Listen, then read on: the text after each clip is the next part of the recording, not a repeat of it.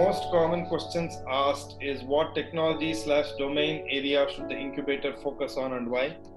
I know, we are a technology-only institute.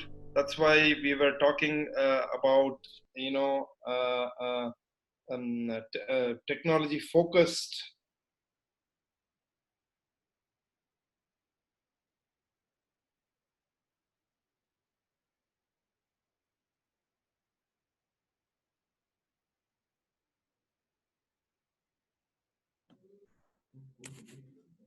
Uh, I guess like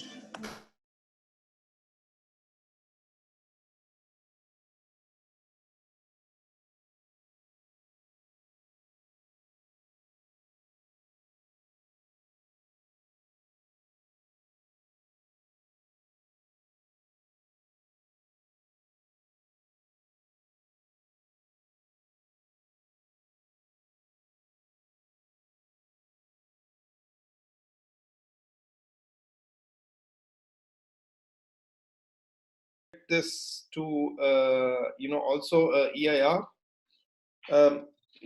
Incubator will incubate disruptive ideas with the hope of building out a great business model and companies. Of course, this can begin with companies, and this can maybe be with single entrepreneurs also, right? It need not necessarily be a company. So an idea also can be incubated, and usually you could look at idea to prototype to MVP, or idea to prototype ideally. And on the next, it depends again. Some of you can look at your define your focus. It can be idea to prototype or idea to prototype to MVP.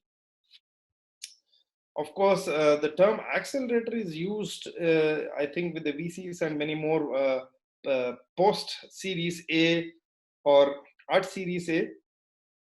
But as we said, in an academic setup, we could look at an accelerator to accelerate the growth of an existing company.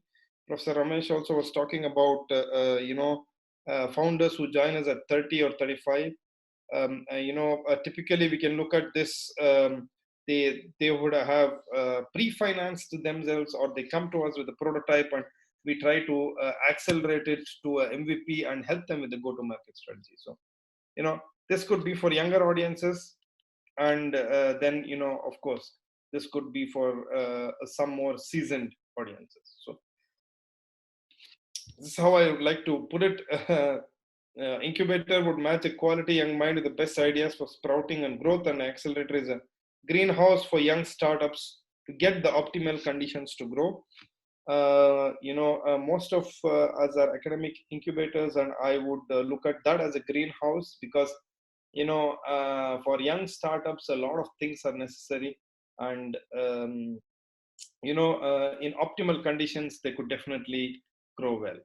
So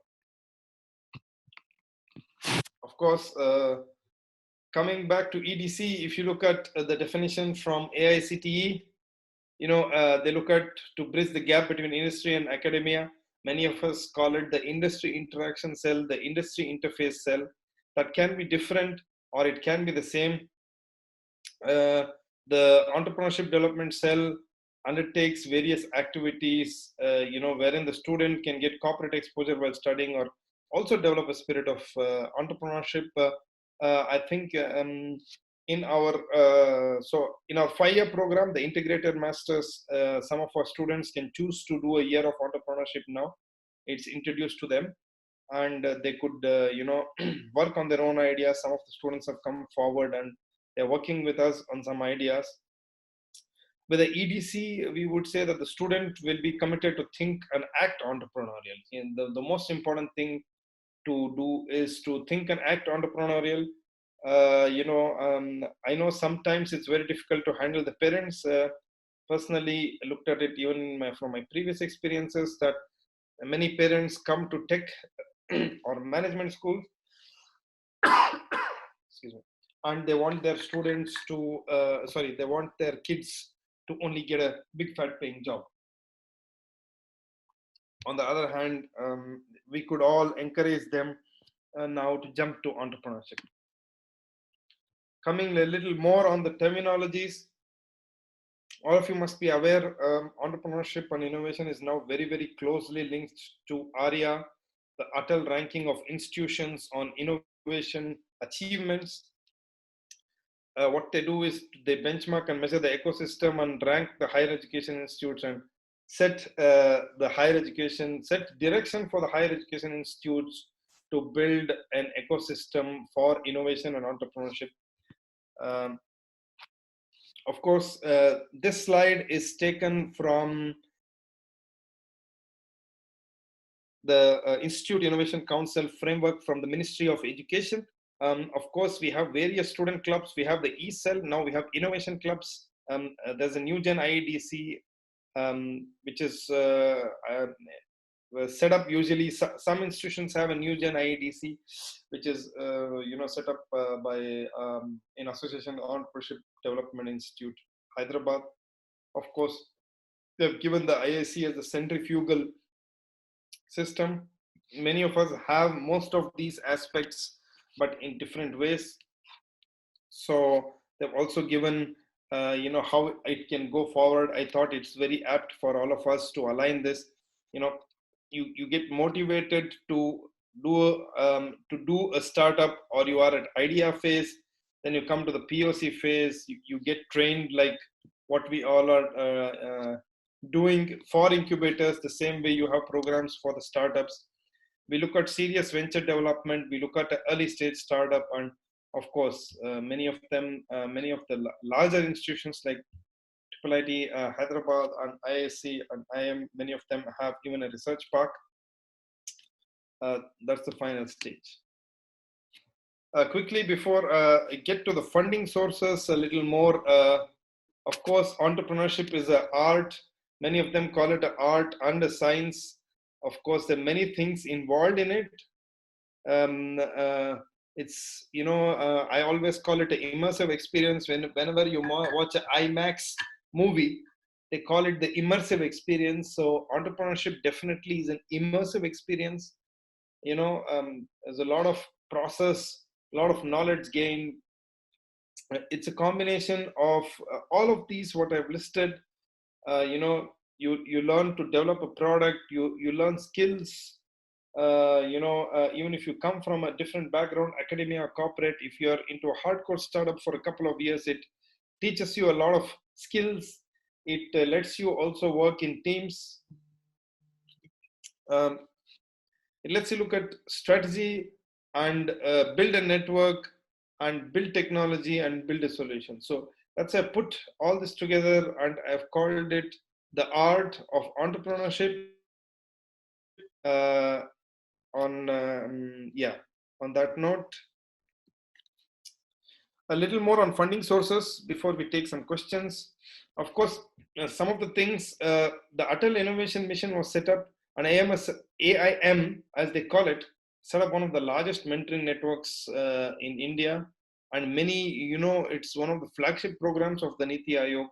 And, AIM center also can be set up, right? Some more details will follow. I think Arvind will collate all the documents and send it, and you can also write to most of us for questions. There also is the Sustainable Entrepreneurship and Enterprise Development Fund by BIRAC. I know CCAM folks are the best ones to talk about it. I've just given an overview for BIRAC. The bioincubators support space services and knowledge, and BIRAC has also another initiative called BioNest, which I'll be showing you in the next slide. To go forward. So it helps the young entities to survive. As in the bio field, in the tech field, if it takes maybe 2 to 3 years, many of the bio schemes are extended, up to 10 years, because that's the vesting period for bio startups. Again, BioNest was launched by BIRAC with a vision that focused on fostering the biotech industry. as we said, as I previously said, unlike the IT industry, you need a lot of other things to run a bio incubator. I don't know whether some of you are present here, but we could also happy to take some questions and connect you to BBC or CCAM, the Bangalore Bioinnovation Center folks. Also very closely work with us here in Bangalore, and we work now very closely with the Rajiv Gandhi University of Health Sciences, looking at a lot of medtech startups. We've also trying to nurture Nitte University in Karnataka, who have come to us with a lot of requests for mentoring medtech startups. The National Science and Technology Entrepreneurship Development Board by the DST. I think many of you are there, and some of you also are a IIITB. That's under the DST scheme. Of course, again, you have an EIR scheme there, and you have a scheme for startups. Works very similar to certain aspect as the TIDE program. I think the new applications cycle will be out in December. Now, December 2nd week or 3rd week. You could watch out, and some of you, if you wanted, could apply for the same. Of course, all of us, most of us who are listening in are a TIDE G3C, G2C, G1C center. So the textbook definition, as I have given there, is TIDE 2.0 will promote tech entrepreneurship through financial and technical support to incubators engaged in supporting ICT startups, primarily engaged in using emerging technologies such as IoT, AI, blockchain, and robotics in pre-identified areas of societal relevance. Professor Ramesh spoke some of this. I also wanted to get all of your attention to some of these. We have at IIIT Bangalore, we have worked with many, corporate and CSR grants. We worked with Emphasis F1 Foundation, Samsung Fidelity, Aruba, IBM, as you said, on some specific requests like Culture with Bangalore Press and Sonata for platforms and IBM for emergency response, which has worked very well for us. GitHub has given us a private server. This is more for collaborations for open source projects. And we have our own repository and we have our own official server with GitHub. Thought I should get this up to show you guys. Apart from that, we also are doing a lot of international engagements. We worked very closely with some universities and some startups supported by the British High Commission and the Deputy High Commission that sits in Bangalore. Because of some strategic relevance and importance, we have most of the consulates here. We also work very closely with the French consulate. One very innovative idea was to work on sustainable fashion. Because of the pandemic got stalled, but we are half into it, where a team from France also was supposed to visit us. The very unique projects in sustainable fashion like jute bags and other things were worked out. We also work very closely with Queensland in Australia, with the Machine Intelligence and Robotics Lab, which we are going to tie up with thanks to the Bangalore Tech Summit that happened a couple of weeks ago. We were one of the anchoring institutions for the same. We also work with Finland and the government of Canada. We are looking at tying up with a few startups and the universities. Also, another best practice which we could say is you could tie up with an incubator and a university in another country. We also in advanced talk with KU Leuven University, which is in northern Belgium, and we're going to have a soft landing startup. We already had one, of course. I think we had one with one program with him. I think THEB also was here with us when we hosted that program in Bangalore, and we're going to have shortly selected startups will be selected and they would be put onto a soft landing program for Europe. So so these was, and of course we work like Professor Ramesh said, we also worked on a project for the principal scientific advisor to for the PSA's office, the principal scientific advisor to Government of India, on making math count. It was a very innovative project in wherein we were looking at building infrastructure for K-12 schools and translating mathematics into various languages. And the first ever mathematics park, we got it online. We did a lot of video shoots. One of the startups helped in getting this online, and it would serve as a resource to many kids. People in Andhra, I think this is at the Agastya Foundation near KGF. Government school kids get an opportunity to go visit and play and experience mathematics there. So these are some of the projects that we were talking about, and I think it's about time. We also want to give you maybe a 5-minute break, because before Arti and NSR Cell take it up. On that note, I and Professor Ramesh are open to some questions from all of you, and thank you very much. Great. Back to you. Thank you, Mr. Karthik and Professor Ramesh, for your inputs. So we have some questions popping in. So basically, like the first question is from Srix Karthik. So basically, he's asking, are there any guidelines and tips to follow while they are applying for Nidhi or BIRAC, for that matter, or any other funds if they are applying for? Are there any specific guidelines? Yeah. So I'll take that. So for BIRAC, I think you need to show that you are connected to a bio institute. Bangalore Bioinnovation Center, I could speak for some part of it because I've interacted with them.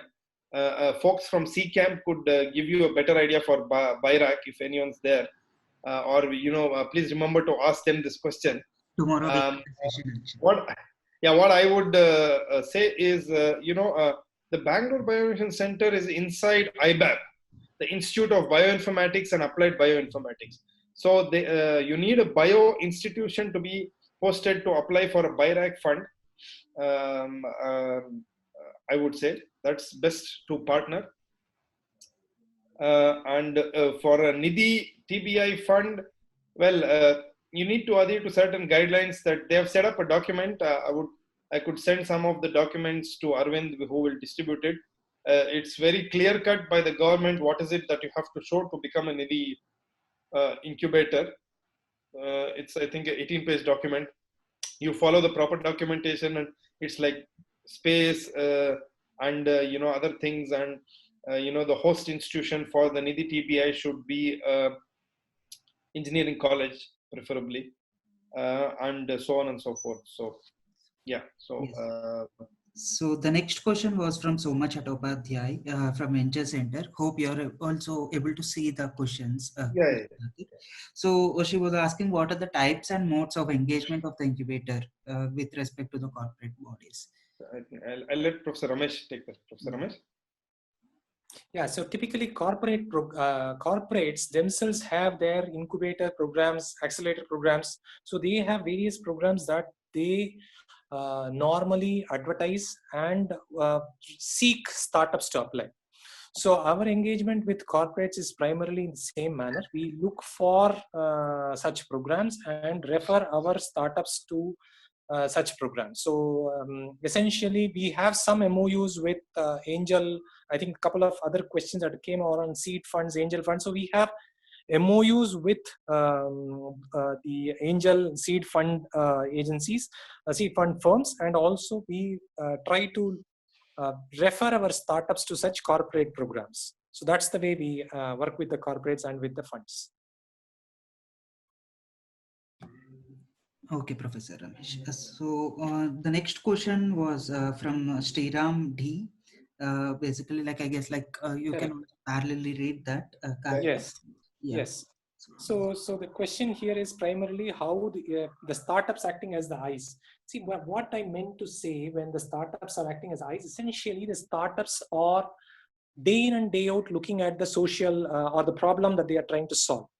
Now, in parallel, we are also trying to work with the NGOs or organizations in that space. In addition, the faculty members are also advisors in various capacities. They also consulting corporates and government organization NGOs. So it's a combination. So when I say that we are not only dependent on the startups for inputs, at the same time, it's not that the startups are only dependent on us for the guidance. So it's the way we don't distinguish between a startup and the institute faculty. I'll give an example. Like Healthy Life is a startup that was nurtured by us right from the time the founders came up as a 2-member team.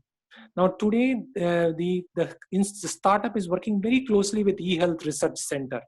So the institute works on the research and jointly with the startup. And the startup also acts as the go-to-market partner for essentially this jointly owned IP is taken to the market exclusively by this startup. So it is a win-win effort where the institute researchers also benefit, and the startup also benefits by this collaboration. So that's why I say that the model slightly, we started off as an accelerator while it was an incubation space. We started off as an accelerator, moved to this model called as a studio model, where all these so-called freelance experts come together, working as a team, and then try to create this innovative offering which can be taken to the market. And as an institute, we don't have any interest or vested we don't compete with the startup. So we actually collaborate with the startup and we ensure that the right startup takes it to the market. Wherever there is a CSR grant involved, we also put it in the open domain so that that particular startup or any such innovators or interested parties can also benefit from that work. So that's the approach that we take. Sure. Thank you, Professor Ramesh. I guess we also answered the next 2 questions, which was from Usmania TBI, and the next question and from Vadhani also, where they were asking what stage did they start engagement with corporates and how easy or difficult was it? So hope you answer. Yeah, the corporate engagement as an incubator. So fortunately, we ride a little bit on the institute because we are also associated with the institute. We ride a little bit with the institute's outreach team, so we essentially work with the corporates for various programs involving the students as well. So this adds on nicely. So if there is a corporate who is coming in for startup, we essentially it's like a cross sell. We refer the institute offerings to the corporate, and similarly if a corporate is coming to specifically engage with the students, we tag on the startups also as part of the meeting. So essentially as an institute, we focus on all the 4 legs: academics, research, innovation, entrepreneurship. So at every forum, we make sure that the faculty who is working with the startup, the faculty is anyway working on that research. The faculty presents this research and also presents the startup as part of that research activity. So due credit is given to the startup as well. So consequently, the corporate engagement is on a continuous basis. Quickly to add on, I think K. Rajsekhar has asked about the EUA scheme in BIRAC. EUA is for undergraduates and BIRAC's Innovation Fellows is for postgraduates. It's something similar. You can go to the website. I will send you more questions, and I can also connect you to BBC, who will be able to help you with that. But yes, EUA is basically for undergraduate students. And quickly to come to Shravani's question, I think yes, it was challenging to get investors, angels for cohort, but since it was also focus was on very early stage startups, as Professor Ramesh said. Some of the it's presented to some of the corporates, and after they accepted it, the funding was given. Sure. Carl says, how do you source your startups or potential entrepreneurs? Which channels do you use? Are the startups for the 100-day accelerator program from Bengaluru alone? If outside, what's the percentage? No, we have around. Yeah, I'll just answer this question. So currently, this program is come to a close. So, we don't run this 100-day program anymore. Now with the TIDE scheme in place, going forward, this IMAX as a program, we have brought it to a completion. this was filling in a particular time now with Tide and with the focus. So now we have multiple research centers. Our approach of focusing on the startups in that fashion has come to a close. So in the past, when we were running this program, the channel through which we were sourcing was F6S. So F6S used to be a platform which was used by corporates. So we also wanted to say that, hey, we are in that league just to step away from. So normally all academic incubation centers used to have their own portals where they used to source applications, where they used to run business plan competitions and then pitches. So we just wanted to say that, hey, we are different. We will ask only 6 questions and then we put the 6 questions on F6S. So it's open. It's like, if you want to apply for a Microsoft program or a Cisco Launchpad program, you go to F6S, you will also see that you can also apply for an IMAX program. So that's the way we try to peg it. And then we said, okay, you can apply for this program. For the 100 days, fortunately, those days, people were allowed to be able to travel. They were they were in Bangalore, attending the programs during the weekdays, as and when it was scheduled. Now, currently, we don't have this. We have brought this IMAX program to a close. Going forward, it's going to be the Tide 2.0 program that's going to roll out. The selection process is happening. So post January, it will follow a different approach to going forward. So that's the plan. And the question relating to quality mentors in the incubation center, so far we had adopted that the concept of digital social innovation, right? So we focus on a combination of NGO leads as mentors. We also focused on technology leads, product management. So we had, by virtue of our location, we were able to attract, but it is not necessary that they have to be physically present. It can also be virtual. So the location as such is not a hindrance to having quality mentors to join. So that's the approach we had taken. Now, Mr. Karthik has put together a very good panel of mentors going forward for the Tide program. So they will be able to help on the Tide program. So, but as a question, how difficult or easy is it to identify a good mentor? It is a difficult proposal. It is difficult to especially find out mentors who are with us for a long time. At least during the cohort period, they should be there from the beginning to the end. So it is appropriate. It's absolutely must to get their availability and their commitment for that duration. So it was tough, and it had to be. It is a little tricky to manage, and especially that they have to. Sometimes some of them actually did pro bono. They offered services in some form, which again, a win-win for them as well. So it is a little difficult, but we also leveraged. We also did what is called as a brain trust. This is something which can be of use. See, some of the startups, the founders themselves are quite experienced.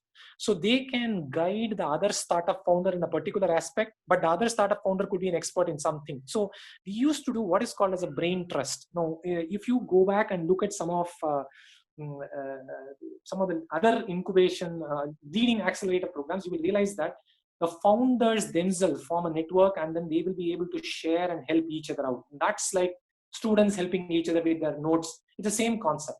The founder. So we used to call this as a brain trust, where people help each other out on various aspects, and they also were pooling their resources. So marketing, they will hire, the startups themselves used to hire a person who can then work across multiple startups. So the co-location of the startups actually help. Instead of we as incubator hiring the person, we will refer a good person for these startups to share their resource. So that also helped. So effectively, we worked like a community. 12 or 15 startup founders as a cohort. The founders and us will view ourselves as, so essentially the incubator was also another startup in that melee.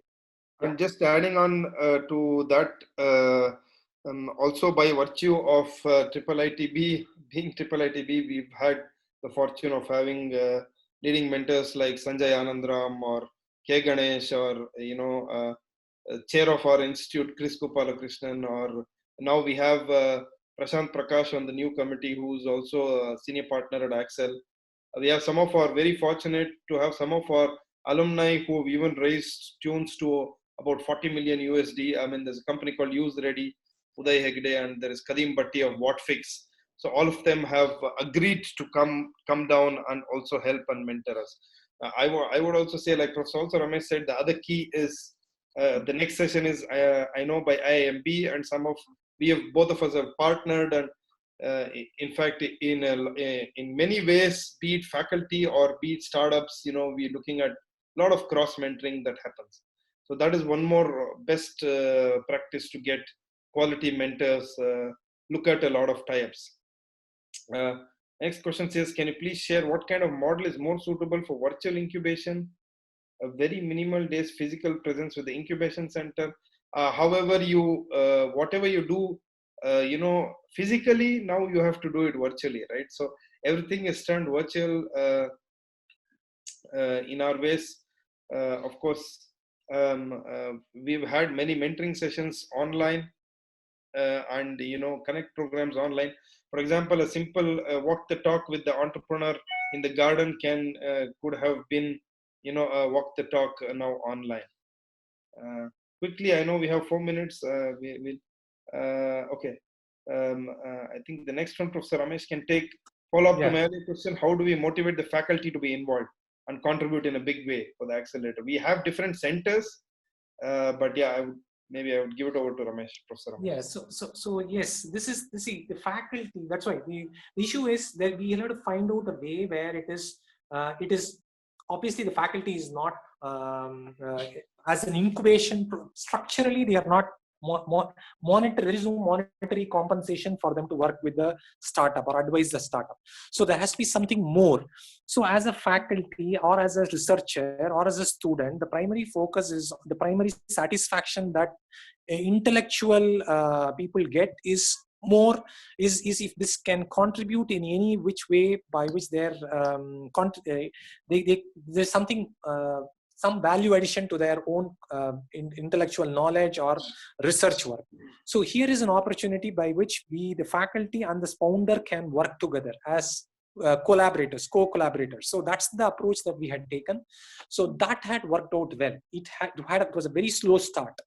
A few faculty members then get engaged, engrossed with this, and then they benefit from it, and that led to not only grants, it also led to visibility, it also led to some meaningful electives, project electives. So in the campus we have a concept for students to do project electives, so that worked out well. So these are all ways by which non-monetary satisfaction was there.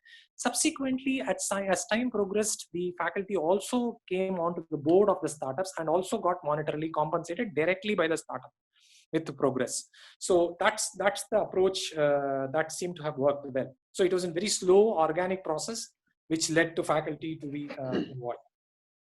Yes. Thanks, Arvind. Great. I think hope we have answered all the questions.